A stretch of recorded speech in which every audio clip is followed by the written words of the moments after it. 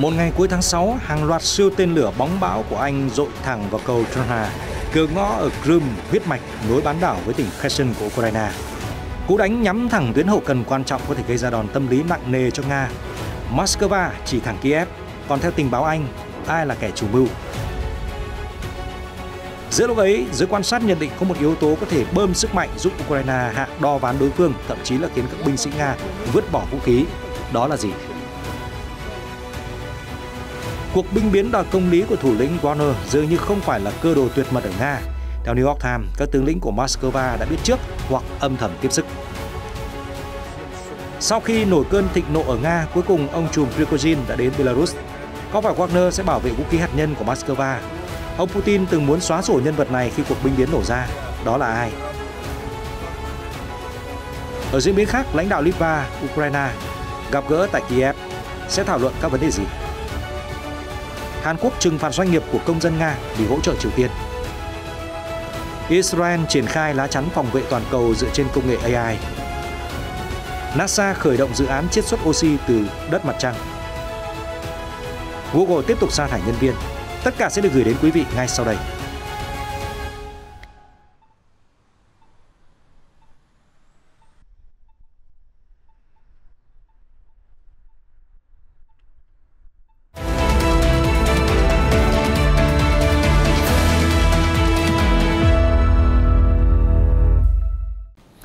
Chào mừng quý vị quay trở lại với chương trình tin quốc tế. Thưa quý vị, từ sau cuộc nổi loạn vũ trang của nhóm lính đánh thuê Wagner, nhiều ý kiến cho rằng Ukraine sẽ chiếm lợi thế xông lên hạ đo ván quân Nga. Tuy nhiên, theo giới chuyên gia, tình hình không mang lại đủ cơ hội để thay đổi hoàn toàn cục diện chiến trường. Dẫu vậy thì Kiev dường như vẫn còn nhiều quân bài chưa vội tung ra. Bộ trưởng Quốc phòng Ukraine khẳng định với tờ Financial Times, việc giải phóng các làng mạc trong những tuần gần đây không phải là sự kiện chính trong kế hoạch phản công của Kiev. Theo Reuters, ông còn đưa ra tiết lộ về lực lượng nắm đấm thép của Ukraine. Bộ trưởng Reznikov nói với Financial Times trong một cuộc phỏng vấn được công bố ngày 28 tháng 6. Khi điều đó xảy ra, mọi người sẽ thấy rõ những gì chúng tôi đã lên kế hoạch. Vì quan chức bỏ qua các báo cáo truyền thông về quá trình tấn công chậm chạp của Ukraine chống lại các pháo đài kiên cố quân Nga. Theo ông, lực lượng quân dự bị chính của Ukraine vẫn chưa được tung ra trong chiến dịch. Họ bao gồm hầu hết các lữ đoàn được đào tạo ở phương Tây và trang bị xe tăng, xe bọc thép hiện đại của NATO, Reuters đưa tin.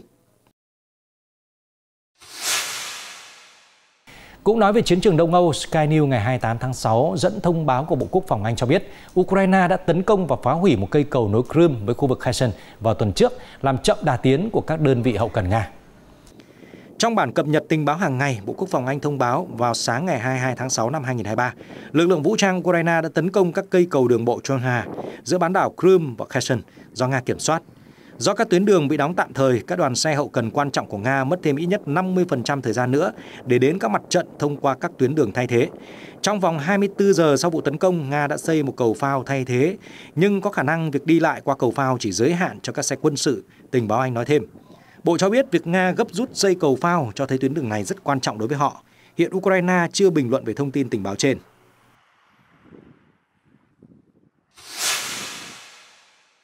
Thưa quý vị, NHK ngày 28 tháng 6 dẫn lời Tổng thống Belarus Alexander Lukashenko xác nhận Wagner đã có mặt tại nước này.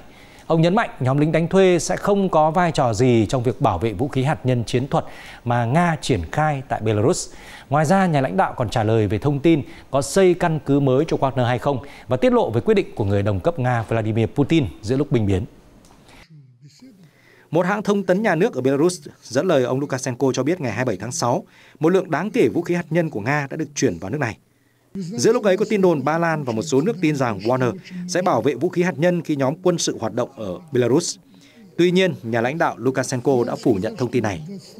Tổng thống Nga Vladimir Putin ngày 16 tháng 6 cho biết lô vũ khí hạt nhân chiến thuật đầu tiên đã được vận chuyển tới nước đồng minh. Ngoài ra, Tổng thống Belarus tuyên bố đã cấp cho nhóm lính đánh thuê Nga một căn cứ cũ không dùng đến và lực lượng này phải tự xây dựng chỗ ở. Ông bác bỏ thông tin truyền thông rằng Belarus đang xây căn cứ mới cho Wagner, nhưng ông nói thêm nếu họ muốn, chúng tôi sẽ bố trí cho họ. Trong khi đó, Sky News ngày 28 tháng 6 dẫn lời ông Lukashenko tiết lộ Tổng thống Nga Vladimir Putin đã muốn xóa sổ ông Yevgeny Prigozhin khi thủ lĩnh Wagner tiến hành nổi dậy, nhưng nhà lãnh đạo Belarus đã can ngăn và làm trung gian cho thỏa thuận với ông Prigozhin.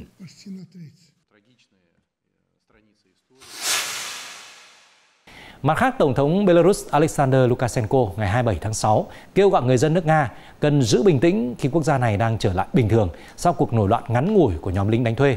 Đáng chú ý, đồng minh thân cận của Nga còn cảnh báo vụ binh biến của Wagner chỉ là khởi đầu của thời kỳ hỗn loạn đối với xứ Bạch Dương, theo Newsweek cho hay. Trang tin Vanta của nhà nước Belarus dẫn lời Tổng thống Lukashenko tuyên bố đây là thông điệp của tôi gửi tới những công dân Nga ái quốc. Không cần phải bỏ tù ai, không cần phải bắn ai cả. Chúng ta chỉ cần giữ bình tĩnh và bước tiếp. Thông điệp trên được ông Lukashenko đưa ra chỉ vài giờ sau khi nhà lãnh đạo xác nhận thủ lĩnh Wagner đã đến Belarus. Ông Prigozhin khẳng định cuộc hành quân đến Moscow nhằm phản đối giới lãnh đạo của quân đội Nga, chứ không phải lật đổ chính quyền. Đáng chú ý, theo Tổng thống Lukashenko, hậu quả của cuộc nổi dậy chỉ là khởi đầu của thời kỳ hỗn loạn của Nga. Ông nói với người dân những điều tồi tệ hơn đang chờ đợi phía trước. Sau khi chứng kiến cuộc binh biến, phương Tây chắc chắn đã rút ra được bài học cho họ. Họ sẽ phối hợp, tập trung và tấn công vào những điểm nhạy cảm nhất. Như Tổng thống Putin đã phát biểu, chúng ta cần đoàn kết trong giai đoạn khó khăn này. Nhà lãnh đạo Belarus nói thêm. Trước đó, Tổng thống Joe Biden nói với báo giới rằng Mỹ và các đồng minh không liên quan đến cuộc nổi dậy của Wagner và vẫn còn quá sớm để biết được các diễn biến tiếp theo. Theo giới chuyên gia, thách thức trực tiếp của Wagner có thể là mối đe dọa với khả năng nắm quyền kiểm soát Nga của Tổng thống Putin. Sputnik cho biết hôm 27 tháng 6, Tổng thống Putin nói rằng các đơn vị quân đội thực sự đã ngăn chặn thành công cuộc nội chiến ở Nga khi tham gia trấn áp âm mưu phát động binh biến vào ngày 24 tháng 6. Nhắc đến lực lượng an ninh đã dập tắt cuộc nổi dậy, ông chủ điện Kremlin ca ngợi các vị đã bảo vệ trật tự hiến pháp, cuộc sống, an ninh và tự do của người dân, cứu Tổ quốc khỏi sự hỗn loạn và trên thực tế đã ngăn chặn cuộc nội chiến. Một số nhà phân tích nói với Newsweek rằng Ukraine cũng có thể tận dụng tình hình hỗn loạn ở Moscow khi Kiev tiếp tục phản công. Guy McCullough, biên tập viên của tạp chí quân sự Shofrap Mỹ cho biết, cuộc nổi dậy như bơm thêm sức mạnh cho chiến lược và tinh thần của Ukraine. Tình hình giống như trên võ đài quyền Anh thấy đối thủ đang vật lộn cầm cự, có thể đã đến lúc để võ sĩ knock out. Theo Mark Katz, giáo sư tại Đại học George Mason, cũng có thể các binh sĩ Nga đang chiến đấu dọc chiến tuyến sẽ muốn hạ vũ khí như những gì mà Wagner đã làm. Đây có thể là điều mà Moscow cần phải lo ngại, giáo sư Katz nói với Newsweek. Hiện phía Nga chưa bình luận về các thông tin trên. Đáng chú ý, tờ New York Times gần đây tiết lộ tướng Sergei Surovikin, phó chỉ huy chiến dịch quân sự của Nga ở Ukraine, đã biết trước rằng thủ lĩnh Wagner Yevgeny Prigozhin có kế hoạch nổi loạn chống lại các quan chức quốc phòng của Moscow. Đặc biệt, các tướng lĩnh khác cũng có thể đã tiếp sức cho nhóm lính đánh thuê. Tờ báo trích dẫn các quan chức Mỹ có nguồn tin tình báo về vấn đề này. Theo đó, các quan chức đang tìm hiểu xem liệu tướng Surovikin có tiếp tay cho cuộc binh biến của ông Prigozhin vào cuối tuần trước hay không. Theo giới chức Mỹ, cũng có dấu hiệu rằng ông trùm Wagner còn nhận được sự ủng hộ của các tướng lĩnh khác. New York Times đưa tin. Reuters không thể xác minh độc lập báo cáo trên. Hiện Lầu Năm Góc, Điện Kremlin và Bộ Quốc phòng Nga chưa bình luận về thông tin này. Ông Surovikin, người được truyền thông Nga đặt biệt danh là tướng quân Armageddon, bắt đầu làm chỉ huy chiến dịch quân sự của Nga ở Ukraine vào tháng 10 năm ngoái. Tuy nhiên, tháng 1 năm nay, Bộ trưởng Quốc phòng Nga Sergei Shoigu đã hạ chức ông Surovikin xuống cấp phó. Trước khi phát động binh biến, ông Prigozhin đã nổi cơn thịnh nộ, đổ lỗi Bộ trưởng Shoigu vào vị chỉ huy chiến dịch quân sự chịu trách nhiệm cho những thất bại của cuộc chiến. Trong khi đó, Văn phòng Tổng thống Hàn Quốc Yoon Suk Yeol cho biết là đang theo dõi chặt chẽ các diễn biến liên quan đến cuộc nổi dậy thất bại của Wagner. Theo Yonhap, ngày 28 tháng 6, Seoul cũng phân tích tác động mà cuộc binh biến gây ra đối với lợi ích quốc gia của Hàn Quốc. Một quan chức cấp cao của Tổng thống Hàn Quốc nói với Yonhap, chúng tôi không nghĩ rằng vụ Wagner đã hoàn toàn kết thúc. Chúng tôi đang phân tích tác động của sự kiện này. Trong khi đó, một quan chức khác nói thêm, không nên coi cuộc nổi loạn là một sự kiện nhỏ bất ngờ xuất hiện trong xung đột Nga-Ukraine. Ông khẳng định cuộc binh biến ảnh hưởng đến lợi ích quốc gia của Hàn Quốc. Bên cạnh đó, Seoul được cho là đang theo dõi khả năng buôn bán vũ khí giữa Nga và Triều Tiên liên quan đến tập đoàn Wagner. Ở diễn biến khác, Ukrainska Pravda ngày 28 tháng 6 dẫn lời Thủ tướng Hà Lan tuyên bố Hội nghị thượng đỉnh NATO cần đưa ra dấu hiệu rõ ràng cho Ukraine rằng tương lai của nước này sẽ là một phần của liên minh quân sự. Nhà lãnh đạo đưa ra thông báo trong cuộc gặp với lãnh đạo một số quốc gia NATO. Hãng tin RTL của Hà Lan dẫn lời Thủ tướng Mark Rutte nêu rõ, Hội nghị thượng đỉnh NATO ở Litva sẽ là một sự kiện quan trọng. Chúng ta phải cho Ukraine một tín hiệu rõ ràng rằng tương lai của Kiev chắc chắn thuộc về NATO. Nhà lãnh đạo còn lưu ý NATO sẽ tiếp tục hỗ trợ Ukraine miễn là họ đánh đuổi Nga khỏi lãnh thổ và chiến thắng cuộc xung đột. Theo ông, các hỗ trợ bao gồm nguồn cung vũ khí cũng như viện trợ nhân đạo tài chính. Ngoài ra, NATO sẽ tiếp tục hỗ trợ Ukraine xây dựng lực lượng quân đội hiện đại, hoạt động theo tiêu chuẩn liên minh và có khả năng chống lại các mối đe dọa từ Moscow, Thủ tướng Hà Lan khẳng định.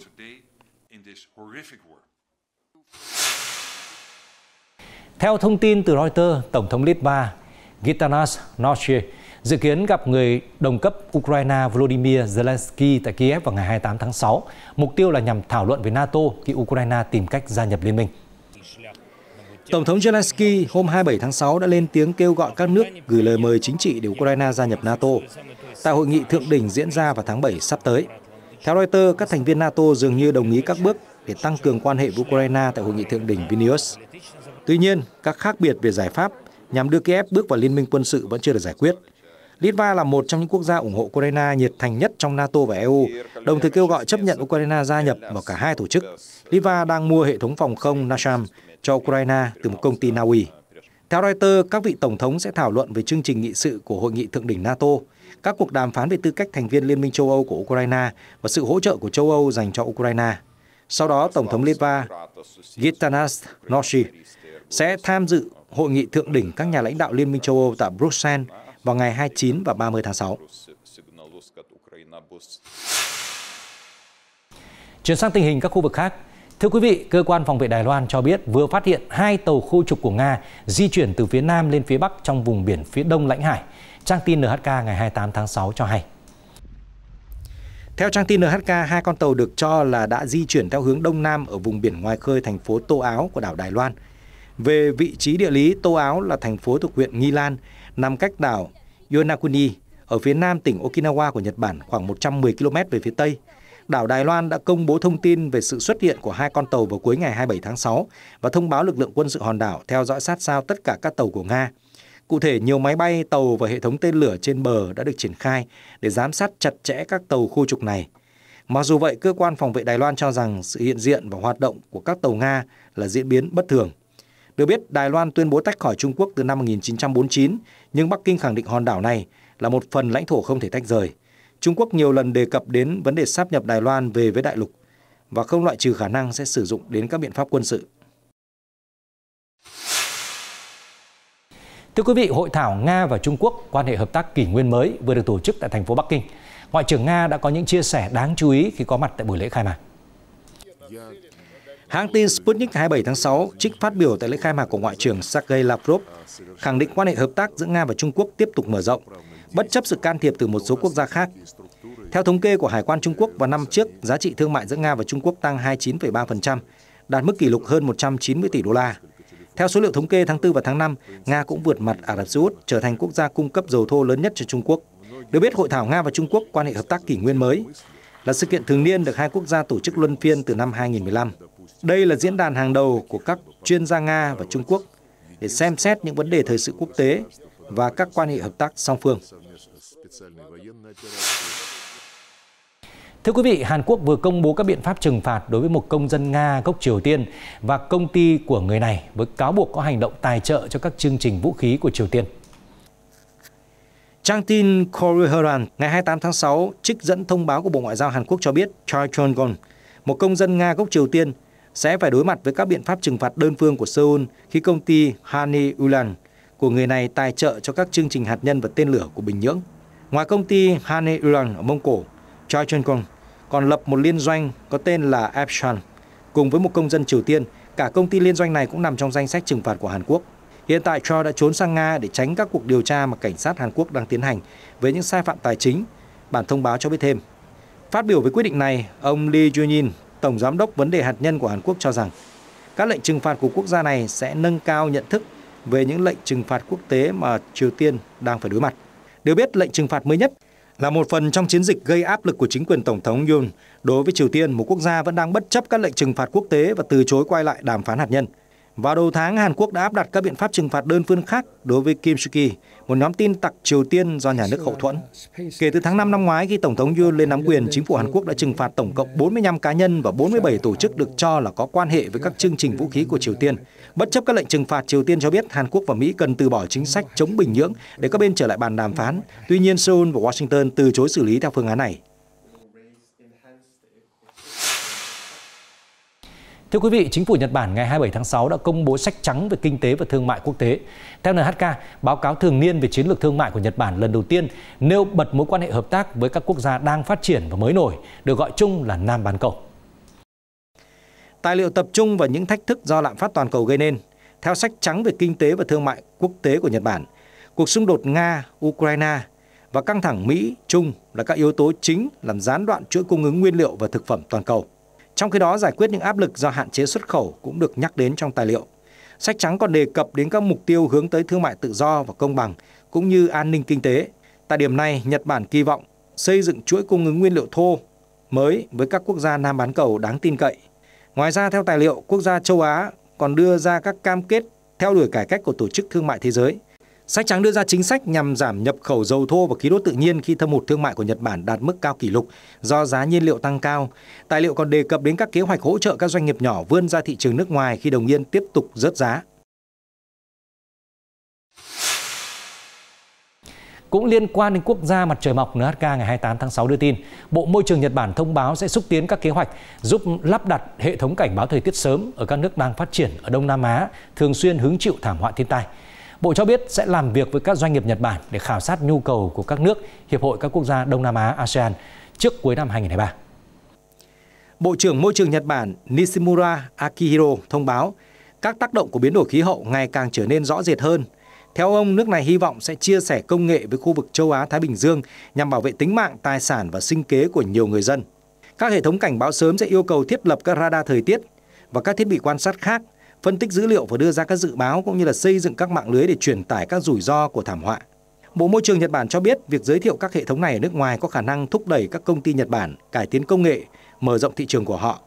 Tổ chức Khí tượng Thế giới đã công bố một chiến dịch nhằm đảm bảo rằng mọi người trên khắp thế giới được bảo vệ khỏi thời tiết nguy hiểm bằng các hệ thống cảnh báo sớm trước cuối năm 2027.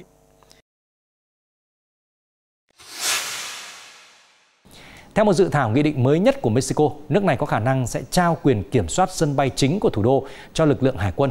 Reuters bình luận đây sẽ là một trong các bước đi nhằm tăng vai trò của quân đội trong lĩnh vực hàng không. Tổng thống Andrés Manuel López Obrador đã ca ngợi sự tham gia của các lực lượng vũ trang vào lĩnh vực hàng không. Theo ông, quân đội đã góp phần chống lại nạn buôn lậu và buôn bán chất cấm. Sân bay quốc tế Mexico City hiện thuộc Bộ Giao thông Vận tải, dù lực lượng hải quân quốc gia đã đảm nhận nhiệm vụ đảm bảo an ninh, bao gồm cả hải quan. Cựu phi công hải quân Carlos Vázquez hiện đang giữ chức vụ giám đốc an ninh sân bay. Ông cho biết các nhà chức trách đang làm việc để đảm bảo sân bay quốc tế Mexico City có thể tận dụng nguồn tiền thu được từ thuế sử dụng sân bay. Số tiền này hiện đang được chuyển đến một quỹ để thanh toán cho các trái chủ đã tài trợ cho việc xây dựng một sân bay vốn đã bị Tổng thống López Obrador hủy bỏ.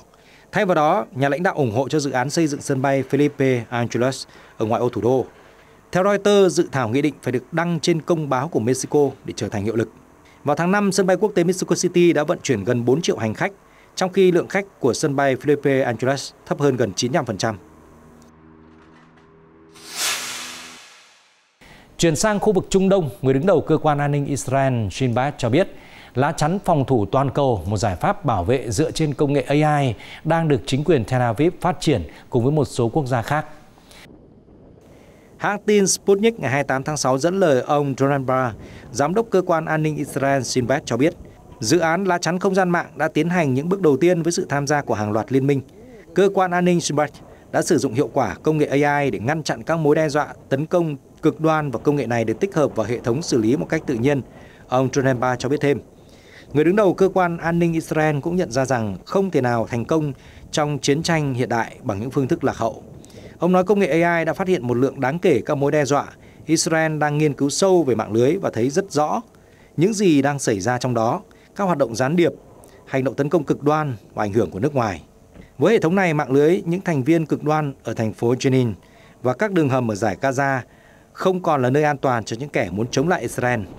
Tuy nhiên, để đảm bảo việc sử dụng AI sẽ dẫn đến một sự tiến hóa, chứ không chỉ là một cuộc cách mạng, Israel cần hợp tác với những công ty công nghệ và các cơ quan an ninh khác. Ông Joneba nhận định, được biết Iron Dome là hệ thống phòng không của Israel do Rafael Advanced Defense System và Israel Aerospace Industry phát triển, được triển khai vào năm 2011. Hệ thống này có khả năng đánh chặn và tiêu diệt các tên lửa tầm ngắn cùng với đạn pháo trong bán kính lên tới 43 dặm. Vào cuối tháng 5, Giám đốc Tổ chức Phòng thủ tên lửa Israel Moshe Patel cho biết Iron Dome đã đánh chặn thành công hơn 5.000 cuộc tấn công bằng tên lửa tầm ngắn kể từ khi được triển khai. Thưa quý vị, Chỉ huy lực lượng vũ trang Sudan vừa tuyên bố sẽ thực hiện một lệnh ngừng bắn đơn phương vào ngày đầu tiên lễ Eid al-Adha, một trong những dịp lễ lớn của đạo hồi, hãng tin Sputnik ngày 28 tháng 6 đưa tin. Trước đó, theo thông báo ngày 27 tháng 6, chỉ huy nhóm bán quân sự RSF tuyên bố đơn phương ngừng bắn trong thời gian nghỉ lễ. Được biết, vào ngày 15 tháng 4, các cuộc đụng độ bạo lực đã nổ ra giữa các lực lượng vũ trang chính quy của Sudan và nhóm bán quân sự RSF, với tâm trấn nằm ở Khartoum. Các lực lượng chính phủ cáo buộc RSF nổi loạn và tiến hành các cuộc không kích nhằm vào căn cứ của họ. Sau khi xảy ra giao tranh, hai bên thực hiện một số lệnh ngừng bắn tạm thời, nhưng những bất đồng chưa được giải quyết. Tính đến ngày 12 tháng 6, Liên Hợp Quốc ước tính có 958 người đã thiệt mạng vì giao tranh ở Sudan. Trong khi đó, 4.700 người khác bị thương vì những cuộc đụng độ và hơn 2,1 triệu người phải rời bỏ nhà cửa.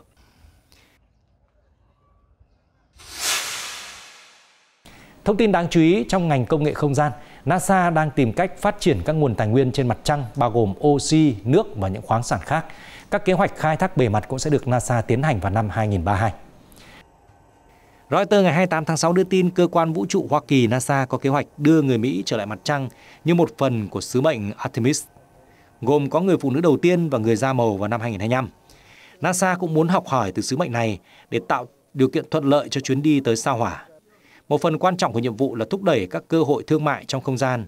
Tại một hội nghị khai thác mỏ ở Brisbane, Gerard Chander, nhà khoa học tên lửa tại Trung tâm Vũ trụ Johnston của NASA cho biết, cơ quan này đang tìm cách định lượng các nguồn tài nguyên tiềm năng, bao gồm năng lượng, nước và đất mặt trăng, như một mục tiêu để thu hút đầu tư thương mại.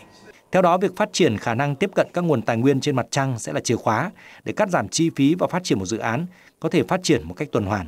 Vào cuối tháng, NASA sẽ gửi một giàn khoan thử nghiệm lên mặt trăng theo kế hoạch khai quật đất mặt trăng, còn gọi là Regolith. NASA cũng lập kế hoạch xây dựng một nhà máy xử lý thí điểm vào năm 2032. Samuel Webster, trợ lý giám đốc của cơ quan này cho biết, cơ quan vũ trụ Úc đang tham gia phát triển một xe tự hành bán tự động để lấy các mẫu Regolith và chứng minh đất mặt trăng có chứa oxy ở dạng oxit. Ông nói bằng cách sử dụng các thiết bị riêng biệt được gửi lên mặt trăng cùng với xe tự hành, NASA có thể chiết xuất lượng oxy này. Đây là một bước tiến quan trọng để con người hiện diện lâu dài trên mặt trăng, cũng như hỗ trợ các sứ mệnh lên sao Hỏa trong tương lai, ông Webster cho biết thêm. Theo Reuters, đến đầu năm 2026, những khách hàng đầu tiên của NASA dự kiến sẽ là các công ty tên lửa thương mại, khi những công ty này có thể sử dụng tài nguyên của mặt trăng để làm nhiên liệu hoặc oxy. Liên quan đến vấn đề bảo vệ môi trường, các chuyên gia tư vấn của Anh cho rằng quốc gia này đã đánh mất vị trí dẫn đầu trong hành động chống biến đổi khí hậu khi các động thái từ chính phủ chưa đủ để đạt mục tiêu phát thải ròng bằng không vào giữa thế kỷ. Được biết, vào năm 2019, Vương quốc Anh đã đặt mục tiêu là quốc gia đầu tiên thuộc tổ chức G7 đạt phát thải ròng bằng không vào năm 2050, với kế hoạch thay đổi các phương tiện giao thông và phương pháp sử dụng điện. Tuy nhiên, Reuters ngày 27 tháng 6 trích thông báo từ Ủy ban Biến đổi Khí hậu CCC cho biết các chiến lược hiện tại khó có thể giúp Vương quốc Anh cắt giảm đủ lượng khí thải cần thiết. Trong khi đó, một báo cáo vào năm ngoái về những dự án nhiên liệu hóa thạch mới đây đã gây tác động tiêu cực đến danh tiếng nước Anh với tư cách quốc gia dẫn đầu trong quá trình chống biến đổi khí hậu. Chủ tịch CCC John Grumer cho rằng các bộ trưởng của Anh đang do dự một cách đáng lo ngại đối với các chính sách thuộc giai đoạn tiếp theo để đưa mức phát thải ròng về không. Theo báo cáo của CCC vào năm trước, chính phủ Anh đã khởi động vòng cấp phép thăm dò dầu khí đầu tiên kể từ năm 2019 và phê duyệt một mỏ than mới. Ed Miliband, Bộ trưởng Khí hậu thuộc Đảng Lao động đối lập, lên tiếng chỉ trích. Đây là bản báo cáo tệ nhất đối với một chính phủ kể từ khi Ủy ban Biến đổi Khí hậu được thành lập vào năm 2008. Trong khi đó, phát ngôn viên chính phủ Anh cho biết các nhà lãnh đạo vẫn tự hào về thành tích cắt giảm khí thải. Ngoài ra, chính phủ đã thu hút hàng tỷ bảng đầu tư vào các dự án năng lượng tái tạo và hỗ trợ cho các ngành công nghiệp mới, bao gồm các dự án sản xuất năng lượng từ carbon và gió được triển khai ngoài khơi.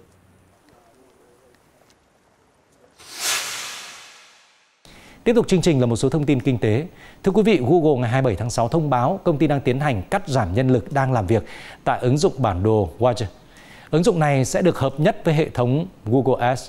Tuy nhiên, Google không nêu chi tiết về số nhân viên bị sa thải. Reuters trích thông báo của Google cho hay để tạo nên trải nghiệm dài hạn tốt hơn cho các nhà quảng cáo Watch, chúng tôi đã bắt đầu chuyển đổi hệ thống quảng cáo hiện tại của Watch sang công nghệ Google Ads. Theo phần cập nhật này, chúng tôi đã cắt giảm các nhân viên tập trung vào kiếm tiền từ Wedge Ads. Google đã mua lại Wedge với khoảng 1,3 tỷ đô la vào năm 2013. Vào tháng 12 năm ngoái, Google tuyên bố sẽ hợp nhất Wedge với Google Maps để hợp nhất các quy trình, biến ứng dụng thành một phần của Google Địa lý. Tin tức được CNBC đăng tải đầu tiên trích dẫn một email từ người đứng đầu bộ phận Google Địa lý, Chris Phillips. Ông cho biết Google sẽ thông báo cho các nhà quảng cáo và đối tác về động thái này vào ngày 28 tháng 6.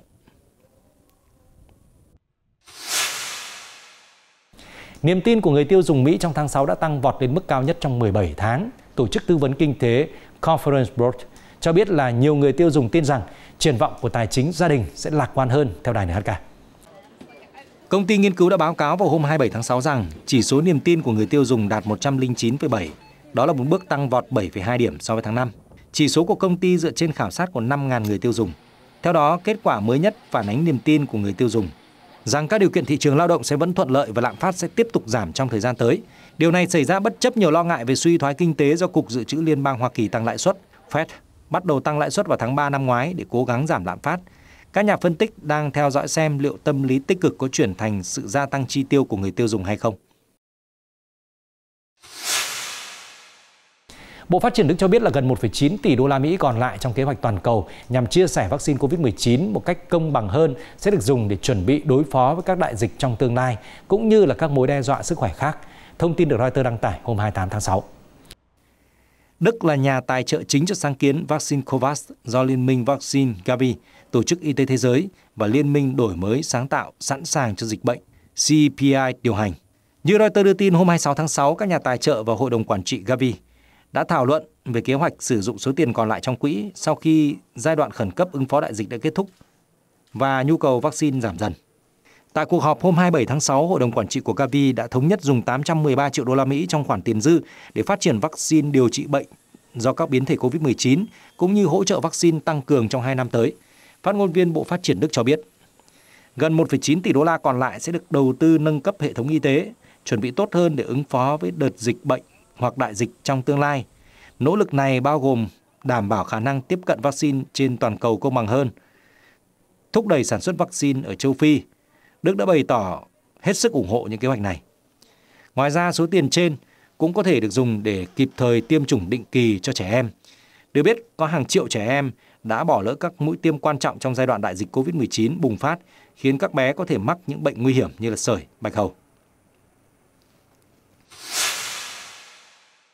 Tổng Giám đốc Tổ chức Thương mại Thế giới WTO, Nyoji Okonjo-Iweala cho biết là Trung Quốc đang thúc đẩy tăng trưởng kinh tế toàn cầu nhờ thành công của nước này trong hệ thống thương mại đa phương. Kết quả tích cực trên đạt được nhờ Bắc Kinh tăng cường hợp tác toàn cầu với vai trò là nước xuất khẩu hàng hóa lớn nhất thế giới.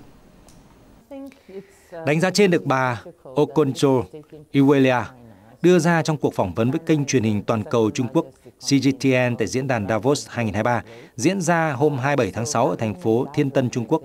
Người đứng đầu WTO cũng đã nhấn mạnh vai trò quan trọng của Bắc Kinh trong hệ thống thương mại quốc tế. Tôi nghĩ việc diễn đàn Davos được tổ chức ở Trung Quốc là điều thực sự quan trọng.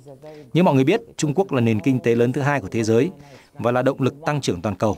Vì vậy, việc các doanh nhân và các nhà hoạch định chính sách, chính trị gia, chủ chốt nhóm họp giữa thời điểm căng thẳng toàn cầu gia tăng thực sự là điều rất tốt, vì chúng ta có thể lắng nghe những gì Trung Quốc đang cố gắng làm.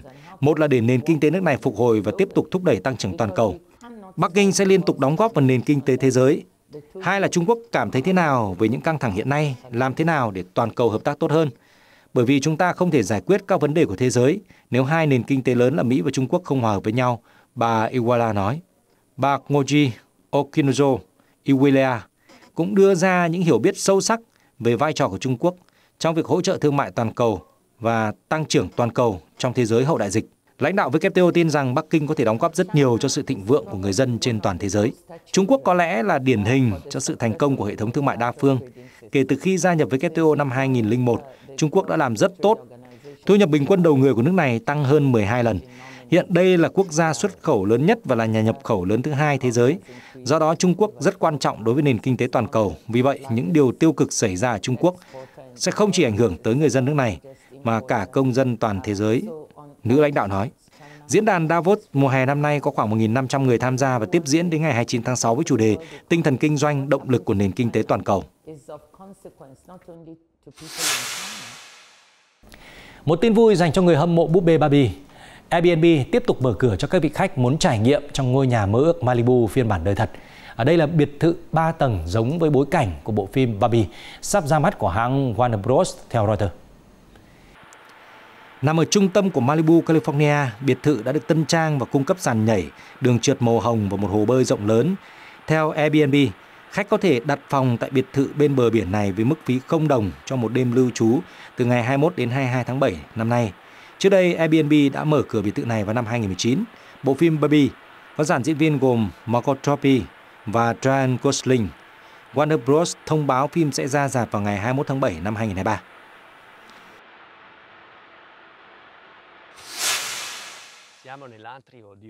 Bộ Văn hóa Ý vào ngày 27 tháng 6 công bố đã tìm thấy bức bích họa tại thành phố cổ Pompeii, nơi đã bị chôn vùi sau thảm họa núi lửa phun trào cách đây 2.000 năm. Giám đốc công viên khảo cổ Pompeii, ông Gabriel Giugiaro cho biết, ngôi nhà trước mặt chúng ta đã bắt đầu được khai quật từ gần một thế kỷ trước. Bức bích họa này được gọi là Xenia, mô tả trái cây, bánh mì cắt lát và ly rượu, lấy cảm hứng từ những món quà chào đón hoặc tặng cho khách mời. Xenia tương đối phổ biến, nhưng điều đặc biệt ở đây là một số loại gia vị. Nước sốt, hạt lựu, trà là, hạt óc chó và vòng nguyệt quế lại xuất hiện trong bức tranh này. Thoáng lướt qua, người xem sẽ ngay lập tức nghĩ đến hình ảnh món pizza ngày nay. Thế nhưng Reuters bình luận rằng đây không thể là món pizza như chúng ta biết, dù cho vị trí địa lý của Pompeii khá gần với thành phố Napoli, quê hương của món pizza. Theo truyền thống, nguyên liệu chính của món bánh đặc sản này là cà chua và phô mai mozzarella. Và thực tế là vào 2.000 năm trước đây, đây là những thứ hoàn toàn xa lạ với người dân Pompeii. Bức tranh được tìm thấy trong phòng khách ngôi nhà có lò nướng bánh. Giới khảo cổ đã tiếp tục nghiên cứu ngôi nhà từ tháng 1 năm nay, sau khi khu vực được khai quật một phần vào cuối thế kỷ 19.